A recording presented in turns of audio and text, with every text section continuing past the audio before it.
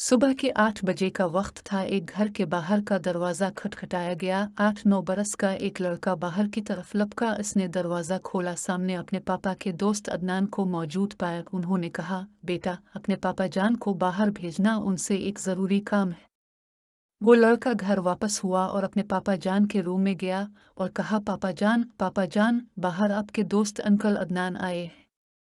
चंद आवाज़ों के बाद उन्होंने अदनान का नाम सुना और कहा, ओ जाओ, उन्हें कह दो मैं घर पर नहीं हूँ, मुझे अभी और सुना है। ये कहकर उन्होंने करवट बदल ली। मगर पापा जान अब घर पर हैं और ये जो मैंने कहा है वो करो। उन्होंने गुस्से से कहा। मजबूरना असद दरवाजे पर आया और कहा, अंकल, पापा जान घर नहीं। अदनान साहब वापस चले गए, मगर असद को सारा दिन मलाल रहा कि इसके वालिद ने झूठ बोला है और इसे भी झूठ बोलने में मजबूर किया है। वो अपने दादा अबू के पास गया और कहा, दादा अबू, आज ये वाकया पेश आया है। पापा जान ने झूठ बोला है और मुझे भी तरगीब दी सिर्फ नींद पूरी करने के लिए।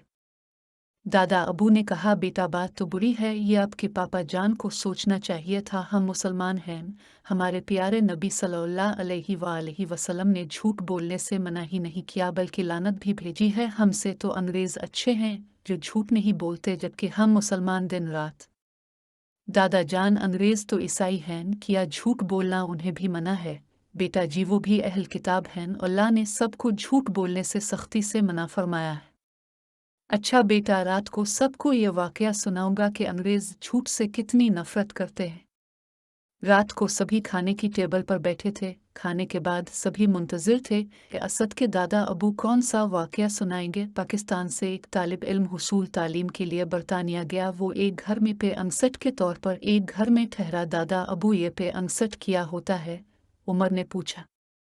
बेटा, जैसे लोग होटलों में रहते हैं इसी तरह एक घर में एक कमरे में जो किराएदार होता वो घर वालों के साथ घरेलू खाना खाता है। कोई अलहदा खाना नहीं होता। एक फर्द के लिए अलहदा कमरा ना भी हो, वो उनके बेटे के साथ भी रह सकता है।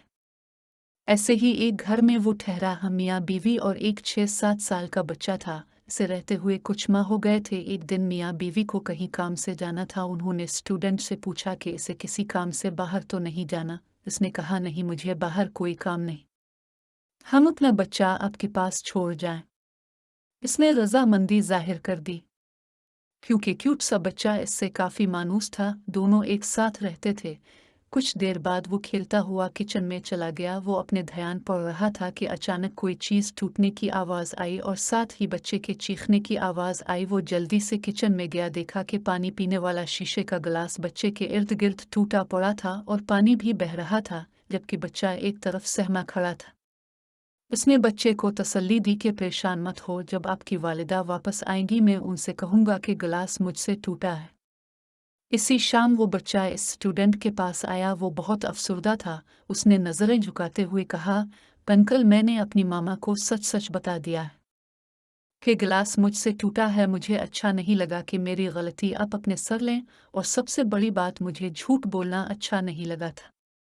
अगली सुबह वो स्टूडेंट यूनिवर्सिटी जाने की तैयारी कर रहा था। उसके कमरे के दरवाजे पर दस्तक हुई। इसने दरवाज़ा खोला। सामने इसके बच्चे की मामा खड़ी थी। इसने सबसे पहले सुबह बखैर कहा और निहायत शाइस्तगी से कहा कि हम आपको एक नफीस और शरीफ आदमी समझते थे, मगर अपने हमारे बच्चे को झूठ की तरगीब देकर अपना वकार ख़राब कर लिया है। हमने आज तक अपने बच्चे से झूठ नहीं बोला और न उसे झूठ बोलने की तरगीब दी है, लिहाजा हम आपको साथ नहीं रख सकते। आप मेहरबानी फरमाकर 24 घंटे के अंदर अंदर अपनी रहायशगाह का बंदोबस्त कर लें। इसके बाद सबने देखा कि असद के पापा का सर झुका हुआ था। उसने कहा, भाई सॉरी, आइंदा से वदा झूठ नहीं बोलूँगा। मुझे नींद आ रही थी और मेरी तबीयत कुछ नासाज थी। असद के दादा अबू ने कहा, बेटा, हम सबको अपना एहतसाब करना चाहिए। कोई गाहक हो या दुकानदार, मालिक हो या नौकर, कंपनी वर्कर हो या मालिक स्कूल हो या टीचर, दिन में कई बार झूठ बोलते हैं और इसे मामूली समझते हैं या किसी को बेवकूफ़ बनाने के लिए। मैं अल्लाह ताला से भी मुआफ़ी मांगता हूँ। असद के पापा ने कहा, बहुत अच्छी बात है। इसका सहरा असद के सर जाता है, ये मुझे ना बताता और ना हम सब को एहसास होता। सब बच्चों से गुजारिश है कि वो भी झूठ मत बोलें।